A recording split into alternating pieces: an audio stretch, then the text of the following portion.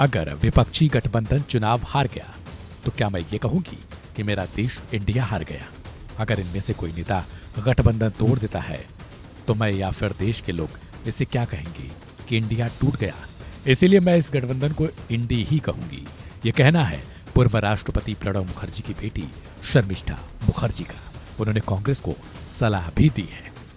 आइए जानते हैं कि आखिर उन्होंने क्या कुछ कहा है।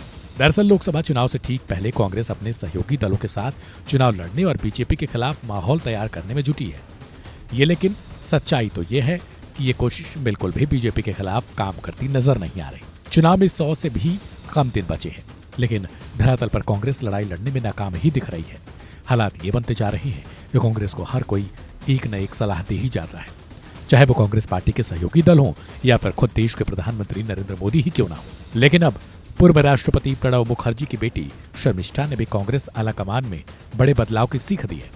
पूर्व राष्ट्रपति की बेटी शर्मिष्ठा ने कहा कि अब समय आ गया है कि कांग्रेस पार्टी को अपने नेतृत्व के लिए नेहरू गांधी परिवार के बाहर निकलने की जरूरत है।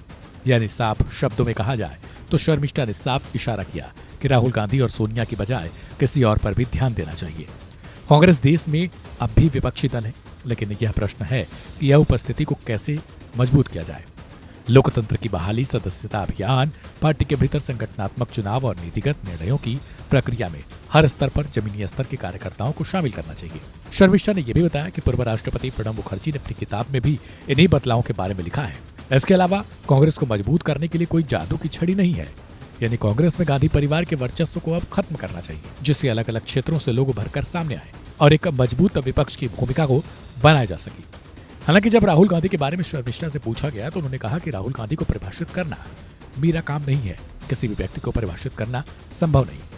शर्मिष्ठा ने कहा कि अगर कोई मेरे पिता पूर्व राष्ट्रपति के बारे में पूछे तो शायद वो उनकी व्याख्या भी न कर पाएंगी।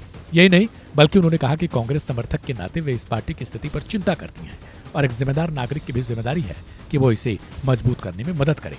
सुनवाते हैं आपको उन्होंने आखिर क्या कुछ कहा है। 2014 में बुरी तरह से हारे, 2019 में जो कि राहुल गांधी जी कांग्रेस की फेस थे, 2014 में 2019 में बुरी तरह से हारे। कोई भी पॉलिटिकल पार्टी में होते कि एक लीडर बार बार करके, कोई भी नेशनल, बीजेपी में ऐसा होता क्या? तो कोई लीडर बार बार करके अपना पार्टी को इस तरह से उनकी लीडरशिप में हार रहे हैं।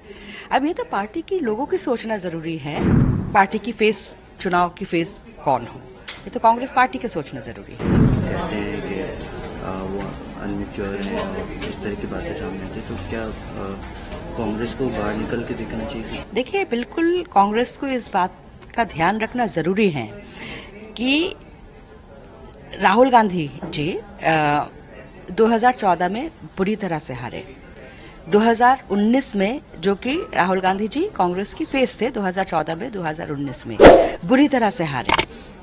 2 लोकसभा इलेक्शन हो गए हैं और अगर कोई भी पॉलिटिकल पार्टी में होते कि एक लीडर बार बार करके, कोई भी नेशनल, बीजेपी में ऐसा होता क्या? तो कोई लीडर बार बार करके अपना पार्टी को इस तरह से उनकी लीडरशिप में हार रहे हैं।